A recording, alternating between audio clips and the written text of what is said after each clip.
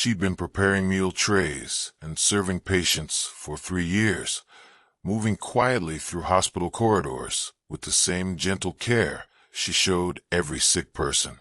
The other cafeteria staff thought Sarah was just naturally compassionate, the way she remembered each patient's dietary needs and never seemed overwhelmed by the demands of feeding hundreds daily. They didn't know that for 8 years she'd been an Army combat medic, trained to save lives under fire and perform field surgery that most doctors would never attempt. Welcome to Whispers of Lives.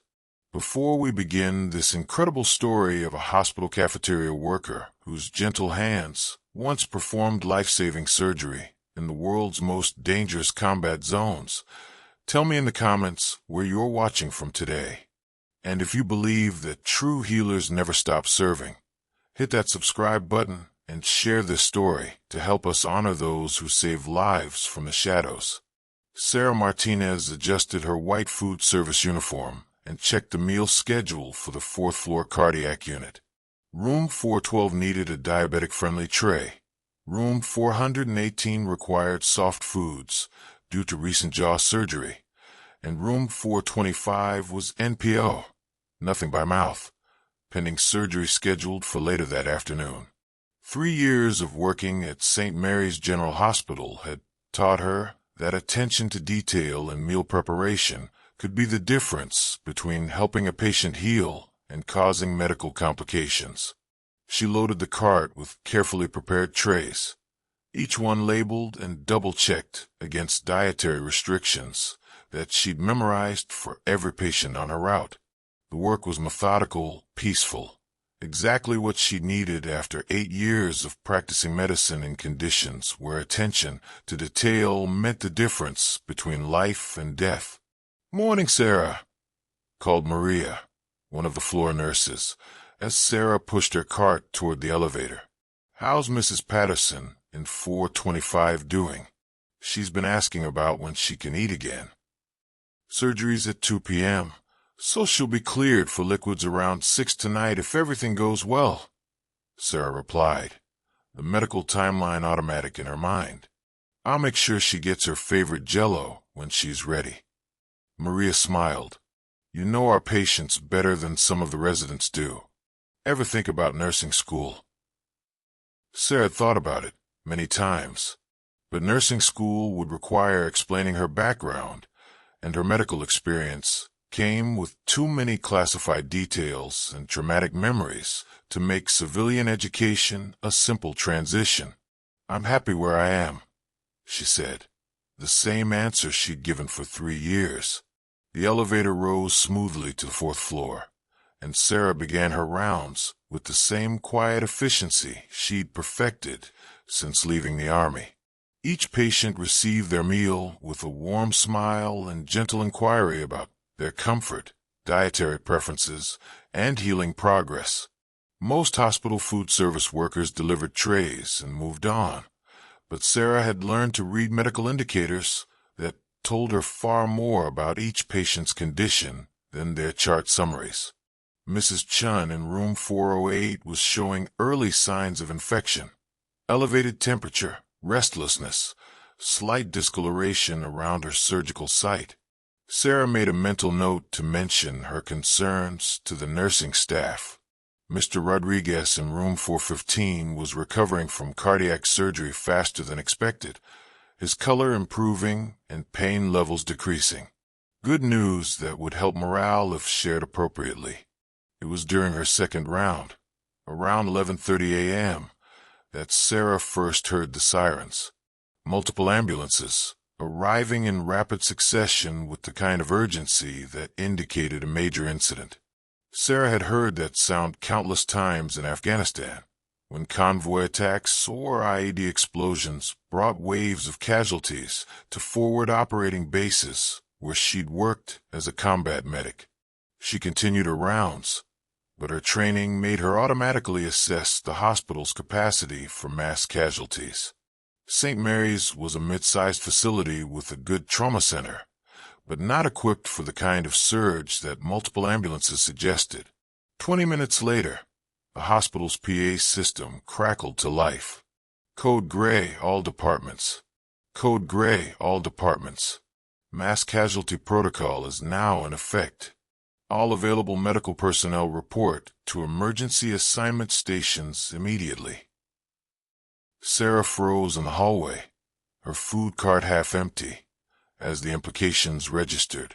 Code Gray meant external disaster, with multiple casualties incoming. The kind of situation where hospitals became overwhelmed and every trained medical professional was needed to save lives.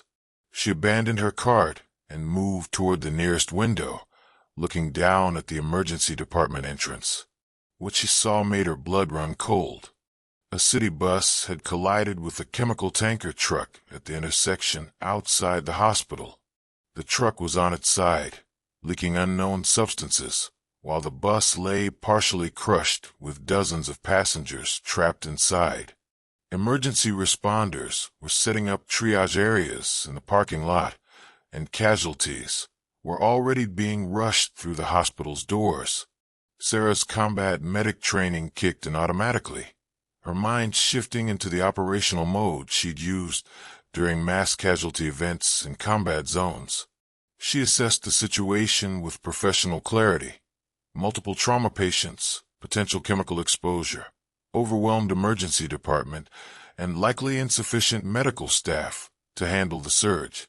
She moved toward the stairwell, her food service duties forgotten as 8 years of military medical training overrode 3 years of civilian routine. The emergency department was controlled chaos when Sarah arrived. Nurses triaging patients, doctors rushing between treatment bays, and wounded people on gurneys, filling every available space. The chemical exposure component had created additional complications. Patients needed decontamination before treatment. Hazmat protocols were slowing response times, and several medical staff members had been exposed and needed treatment themselves. Sarah, Dr. Jennifer Walsh, the ER attending, spotted her immediately. "What are you doing down here? Cafeteria staff should evacuate during Code Gray." "Dr. Walsh, I have medical training. I can help." "Sarah, food service training doesn't qualify you to." Stabilized and admitted, "Because I needed something peaceful after 8 years of practicing medicine in war zones. Food service let me help people heal without the trauma." "But you're clearly qualified for much more. Have you considered returning to medical practice?" "Dr. Walsh, I left military medicine because I couldn't handle any more situations like this. But when I saw people who needed help..." Sarah paused, organizing thoughts she'd avoided for 3 years. "I guess some training never really goes away." "Sarah, what you did today saved lives. Your triage decisions, trauma care, and chemical exposure protocols were textbook perfect. The hospital needs people with your skills." Sarah nodded slowly, understanding that her carefully constructed civilian life had just been forever changed. She couldn't pretend to be only a food service worker when she possessed medical training that could make the difference between life and death. "What are you suggesting?" "Emergency Department Certification Program. 6 months of training to update your military medical experience for civilian practice.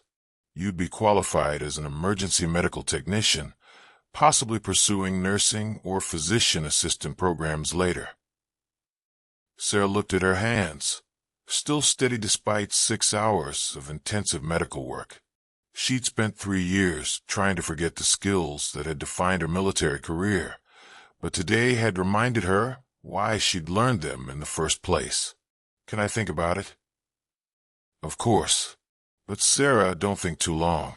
The emergency department could use someone with your experience and composure."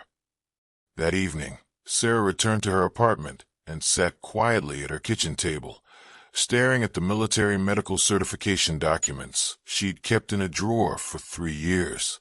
The certificates, commendations, and training records told the story of a combat medic who'd saved hundreds of lives in some of the world's most dangerous conditions. She joined the army at 18, driven by a desire to serve and help people. 8 years later, she'd left with skills that most civilian medical professionals never acquired, but also with memories and trauma that made using those skills emotionally complicated. Today had reminded her that healing people wasn't just a job. It was a calling that didn't disappear just because you changed uniforms. Her phone buzzed with a text from Dr. Walsh. "Thought you should know. The woman with multiple lacerations asked me to thank the angel who took care of her. Her husband is stable in ICU. Your care made the difference for both of them." Sarah smiled, remembering why she'd originally chosen to become a medic. Not for the adrenaline or recognition, but for moments when training and compassion could give someone a second chance at life. She opened her laptop and began researching emergency medical certification programs. 3 months later, Sarah Martinez walked into St. Mary's emergency department, wearing scrubs instead of a food service uniform. She completed an accelerated EMT program that recognized her military medical experience and had been hired as an emergency department technician with plans to pursue advanced nursing education. The transition hadn't been easy. Returning to medical practice meant confronting memories and skills she tried to leave behind, but it also meant using her training to help people in ways that food service, however meaningful, couldn't match. "Morning, Sarah." Dr. Walsh greeted her as she began her first official shift in the emergency department, ready for another day of saving lives. Sarah checked her equipment and reviewed the patient board, the same methodical preparation she'd used before combat medical missions. "Always ready, Dr. Walsh." Because sometimes the most important medical care happens when you least expect it, provided by people whose training runs deeper than their job descriptions suggest. Sometimes saving lives means recognizing that some skills are too valuable to keep buried, and some callings are too important to ignore.